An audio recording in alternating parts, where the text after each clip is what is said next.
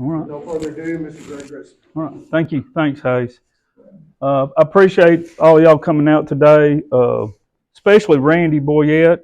He's my former boss at one time.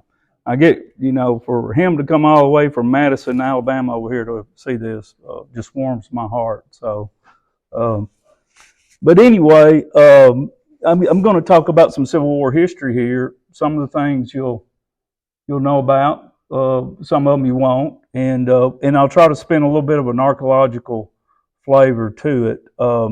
My background, I have a chemical engineering degree. Sounds like somebody that would be a ardent student of this stuff, but since I retired a few years ago, I've had plenty of time to look into things, and I really enjoy local Civil War history. So let's get started.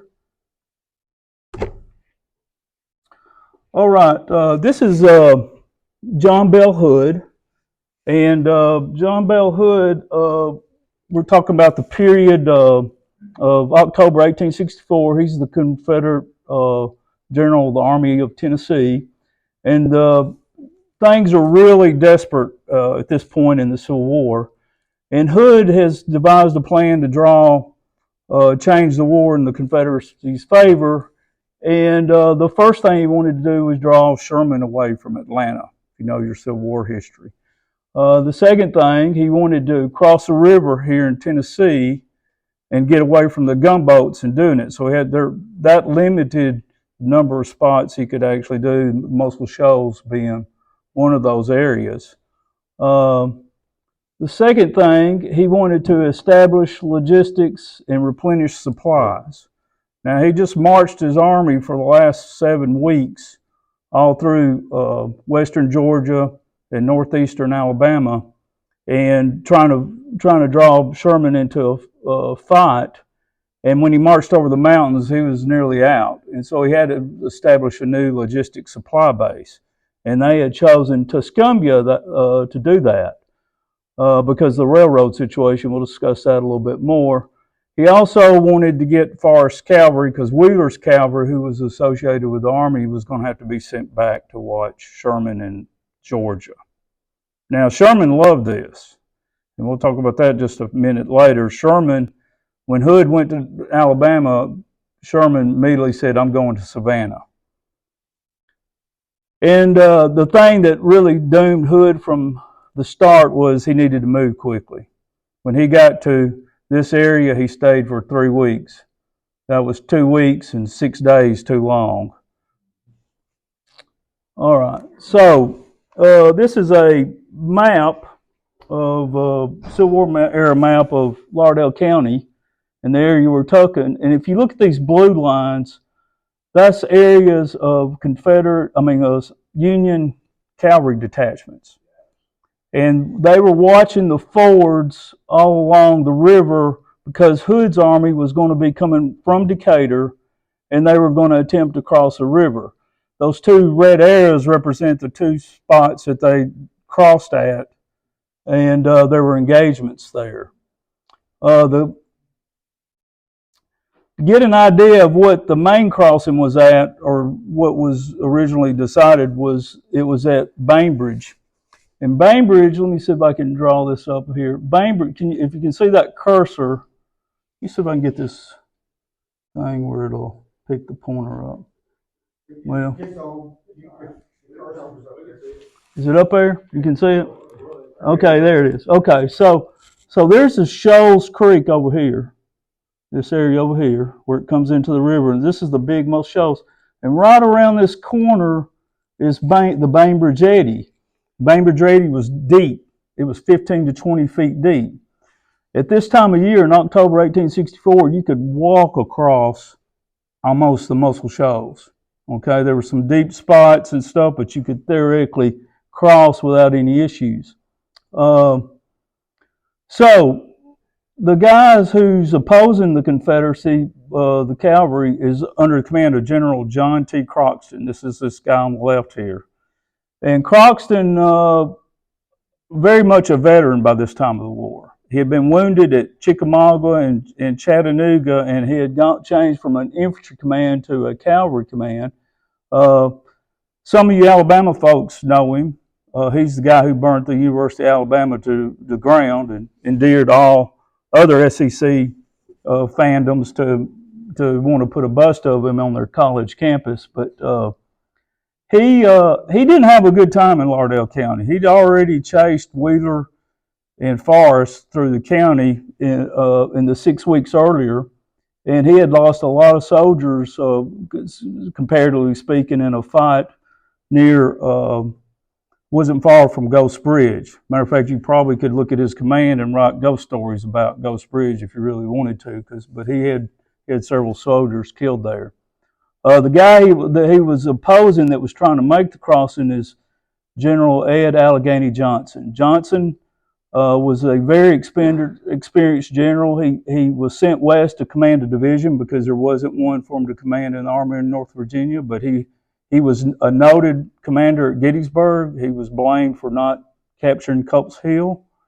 He was captured earlier in 1864. He was in command of the Stonewall Brigade, which everybody knows about, and was captured at the Mule Shoe at Battle of Spotsylvania. He was also known as a woman's man. And the reason he was he had a twitch with his eye. I don't know if Hayes has got that same twitch or not, but he had twitch with his eye, so women thought he was always winking at them. And so he became a favorite. Okay, so here's the Bainbridge eddy that I was talking about, and it's very deep here, 15, 20 feet. If you go over with a depth finder, it'll be as deep as the dam. So that's... So it's a really deep thing, and that's why the ferry was here, because it was close and across the river, and plus even in shallow water times you could get a boat in it and cross.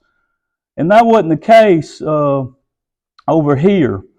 When the Confederates came across, their intention was either to cross at a ford called Raccoon Ford, which went from this area, kind of like a semicircle over here, and this is for people who look at stuff, this is what was called Raccoon Branch or 4 Mile Branch. And it's basically the little spot where the Huntsville Road connects back to US 72 today, come into that area. A lot of Civil War engagements happened in this area. But anyway, as they came across, Croxton had discovered their intention, and he had posted 2nd Michigan Cavalry here, and over here it was the 8th Iowa Cavalry. And from these banks, especially from here, his guys had Spencer repeating rifles. So even though there weren't that many of them, they had a lot of firepower.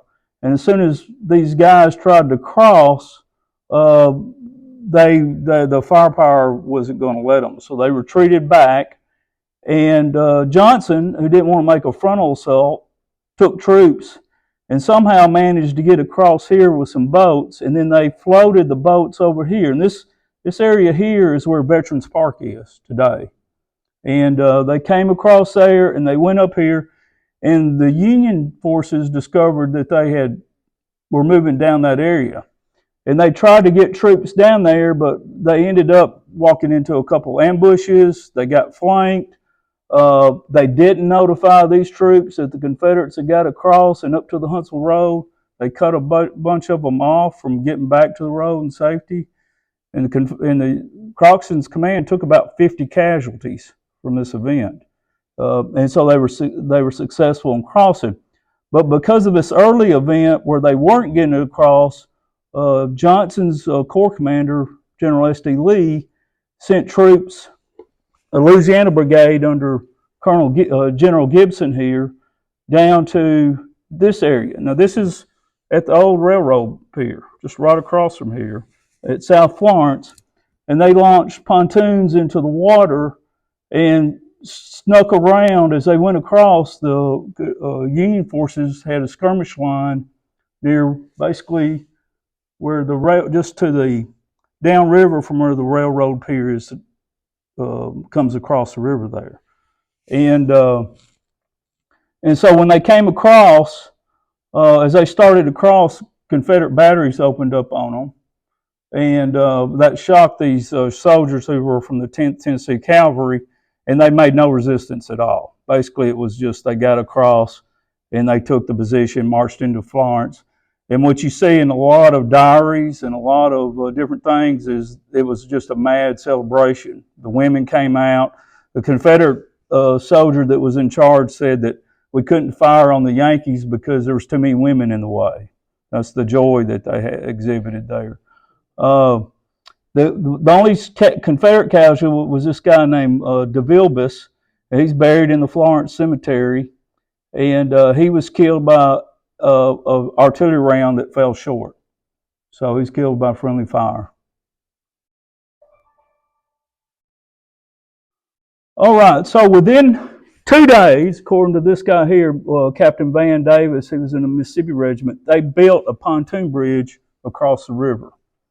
And the pontoon bridge looks like this. It's a couple of boats with a connecting bridge, and then they were just interlocked all the way across the river. Now, this is a bridge from Decatur, but the bridge will look very similar to this. It's a Civil War era bridge. This bridge here was downstream of the railroad piers at Decatur that had been burnt, and they used ropes to help anchor it. So because of the current, the anchor ropes that you set at the bottom to hold the pontoons in place don't work as well, and so they use that. Union forces thought they must be doing the same thing, but that's not the case. Confederates actually put this bridge upstream. And if you put it upstream, there's no engineering way to attach it to a bridge downstream of it and do it in a fashion that would work very well.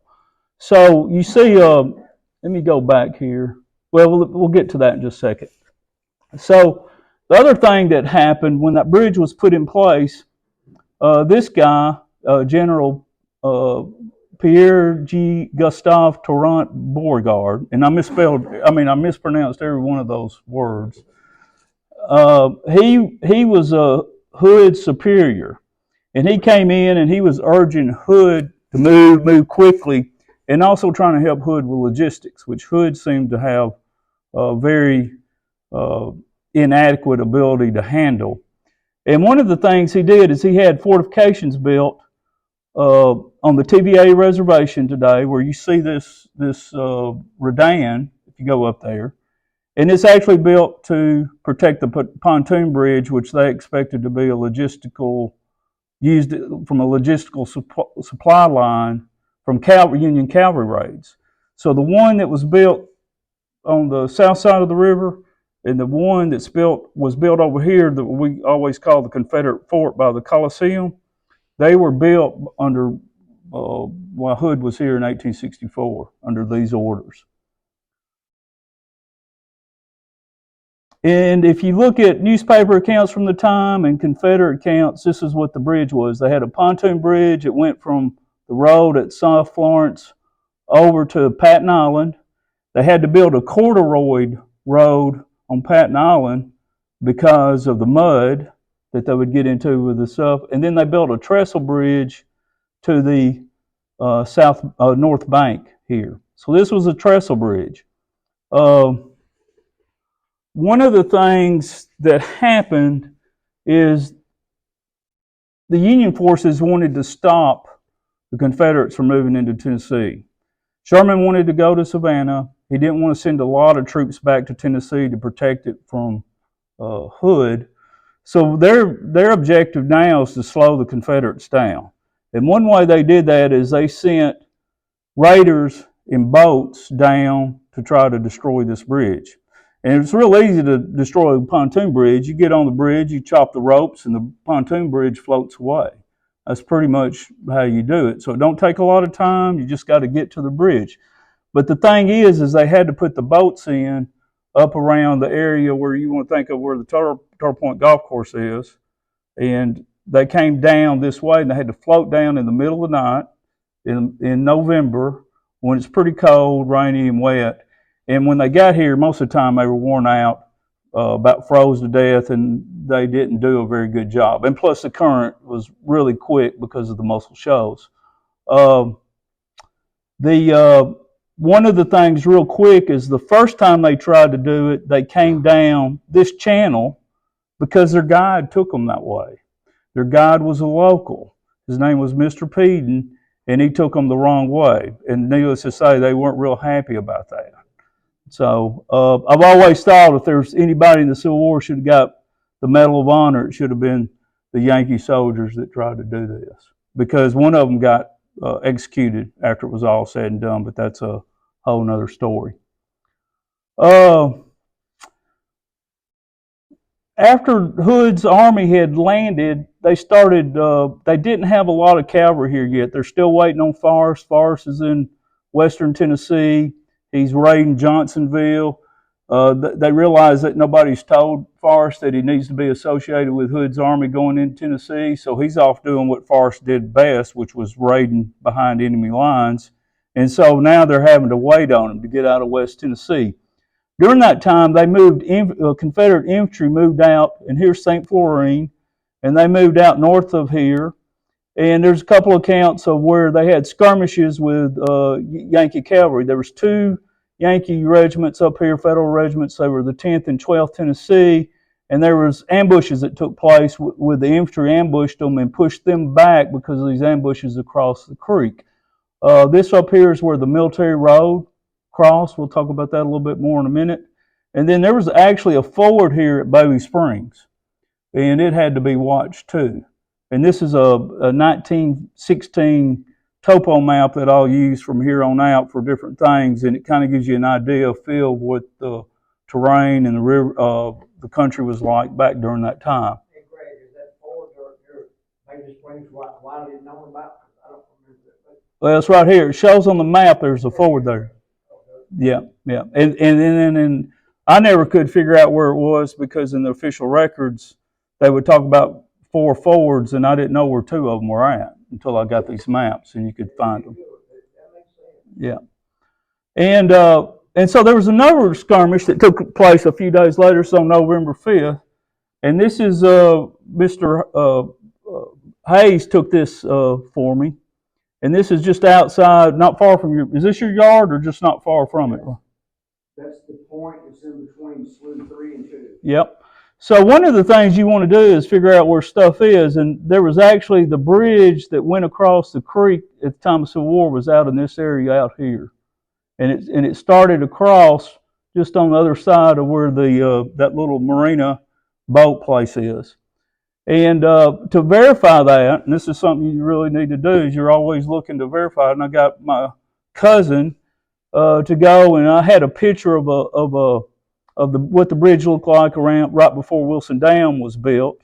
And if you look right here, you can see these 2 wire connections between these 2 piers. Yep, and there's the cross wires on this thing. It's amazing what depth finders can do. So he verified exactly where these things are at out on Shoals Creek. And so when you get that, you can actually talk about the skirmish that took place there. Croxton wrote about this skirmish in 1 sentence. He said, or 2 sentences, the Confederates came back, we retreated, and then they left and we went back. And that's all he said. His soldiers said a whole different thing. And so I really would like to read some of these quotes. It's just not going to, but so I'll try to paraphrase as much as possible what occurred. The Confederates started skirmishing way back here around where we talked about 4 Mile Branch was on the Huntsville Road, and they pushed a battalion of the 1st Tennessee Cavalry back across, and when, according to the 1st Tennessee, we got across the creek. They burnt the covered bridge that was there, and when they got across the creek, they set up all their Croxton's force. So he had about 1,000 men sitting here. And so when you go across the US 72 bridge, just gaze out on both sides of the bridge, this is where this is happening when you cross Shoals Creek. 2nd Michigan here, parts of the 4th Kentucky there, and then the 1st Tennessee Cavalry here, and then a battalion of the 4th Kentucky Mounted Infantry in the rear. Confederates get there, and if when you go across there, it's just a very, you just look at the creek, think it's a creek. Well, if you go back in the Civil War and you look at it, it's 40 or 45 feet straight down before you get to the creek. So any advancing force would have had to come down a bluff, charge across a very swift running creek, get across the creek, and then climb up another bluff. It's almost an impregnable position. And so Johnson sent out forces, and if you look right here, I got a little red line drawn, and they went across a ford that nobody knew about that was created probably because when the first Shoals Canal was built in the 1830s. They got across there, and then they came up in the rear of the Union line undetected. And they weren't actually seen until they got on top of the ridge. And so apparently some of the Confederate troops made a mistake getting seen that soon because all of them weren't in position. But what was supposed to occur as soon as they got in position, they would fire a volley, and these troops would advance across the creek. And if you look right here, and if you've ever been over, you can't really tell it from the road. There is a very steep ravine that runs almost to the point where the road was. And if they get to that point, that infantry command that's coming behind, and there's 1,500 Confederate infantrymen here, there's 3,000 on this side, so they greatly outnumber this cavalry detachment. They get there, they probably wipe them out. The Union forces took a lot of casualties, probably about the same as they had taken on the crossing, around 50. What this guy said, what one of the 1st Tennessee guys said, is he said it was a hairbreadth escape all around. These two guys here, brothers, one of them got shot, knocked off his horse as they rushed down the road to safety, and him and a couple other troopers jumped down, grabbed him, threw him on the horse, half dead as they described it, and got away.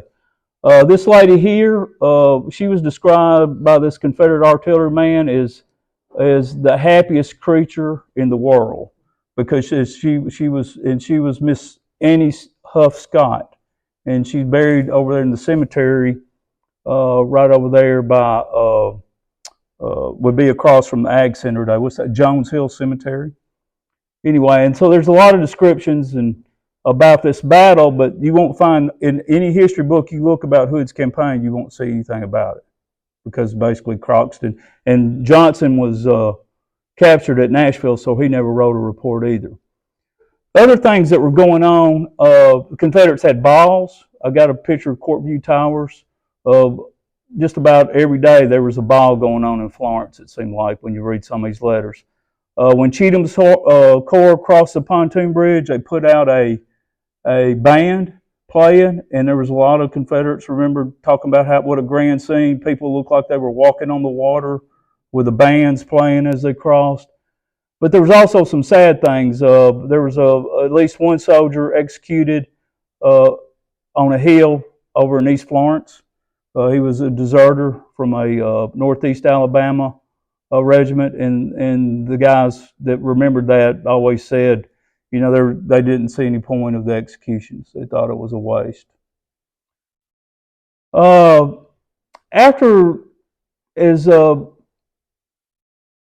Croxton, after this November 5th battle, he had reinforcements come to him, another 4,500 Union cavalrymen, and they took up station along Shoals Creek, again watching for any Confederate movement north. There were sharp skirmishes all the way along the creek at these ford crossings, and in some cases, Union troopers would cross up here at Goose Shoals and move down Butler Creek Road, and they'd get in this area, and there were skirmishes there. So a lot of skirmishes, there's a lot of shooting and running, for lack of a better term. And here's where most of those skirmishes took place. Right here, this is the old military road crossing at Shoals Creek. So it's just up from Happy Hollow. One thing the Union troopers did at that time is they filled in every hollow on every road leading from Shoals Creek east and north with trees.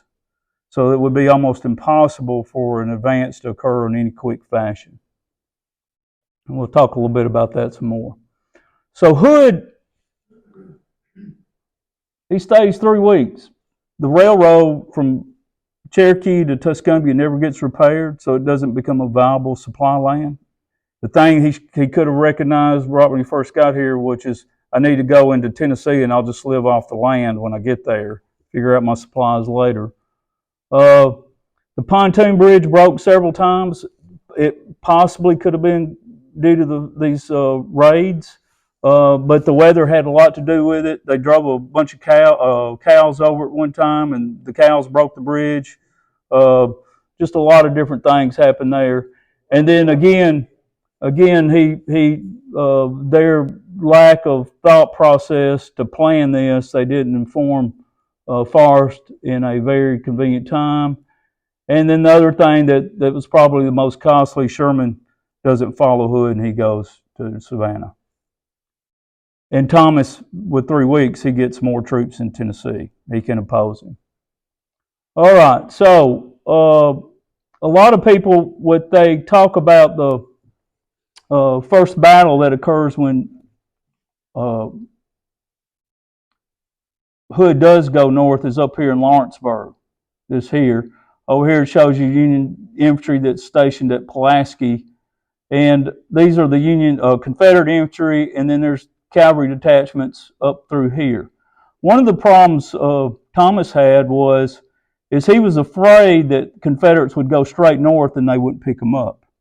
He thought one of his cavalry brigades was over here in Waynesboro, this area here, and actually moving down and watching this area here.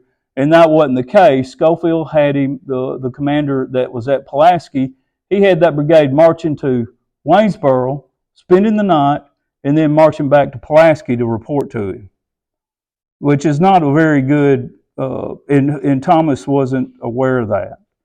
And Thomas wanted this, what he thought was this cavalry brigade over here, to be attached to Hatch's command and Croxton's command here where they were communicating, and he expected that cavalry command to be in this area. So finally he ordered Hatch, I want some troops on the west side of Shoals Creek. And so Hatch told one of his brigade commanders, Colonel Thaddeus Coon of the 2nd, he was originally the 2nd Iowa, but he had 3 regiments, 2 Illinois regiments and his, and they crossed the river, and the creek, and when they did, they had a big skirmish here. He went back across, and he was told that he was going to camp over there no matter what. So he goes over there, he protests about going, and he goes over there anyway. And this is Colonel Coon, and here's his report. He said, November 19th, in compliance, let me see if I can read this, because I'm going to try to do this in a little bit different way. In compliance with orders from Division Commander, I moved my brigade across Shoals Creek at Cowpen Ford for the purpose of camping on Butler Creek. On reaching the Butler Creek Road, 3 miles west, drove in the enemy's picket and sent Captain Mock's battalion to patrol the Waynesboro Road. The main column turned north to Butler Creek, while Captain Harper, with the remainder of his regiment of the 9th Illinois, stood picket on the road running south toward Florence. So there's the picket post. There's Mock's command going toward Zip City, what we know today. And there's the rest of the brigade with artillery marching north on the Butler Creek Road. Their idea is they're going to move toward what we think of as Pruitt today and camp there at that location. Except there was Confederates already at Pruitt. And as soon as they got there, there was a skirmish. Coon went on to say, I remained with an escort at the crossroads to see the train safely coast up for 3/4 of an hour when I was informed by an orderly that the 2nd Iowa had met the enemy in heavy force and that Buford's division was in their front on Big Butler Creek. And then Mock was continuing over, during this time, toward Zip City. About this moment, Captain Harper reported the enemy pressing his picket from the south, and that's at the crossroads of County Road 8 and 61, or Butler Creek Road, and had the appearance of being infantry. Leaving an orderly to close the column, I sent another to inform Captain Harper that he must hold his position at all hazards until the pack train artillery passed, as it was impossible from the bad condition of the road to halt or return by the same route. Mock West of there, over near Zip City, runs into Chalmers Division's baggage train and headquarters change, and he captures a bunch of Confederate wagons. So you got fighting going on every which way.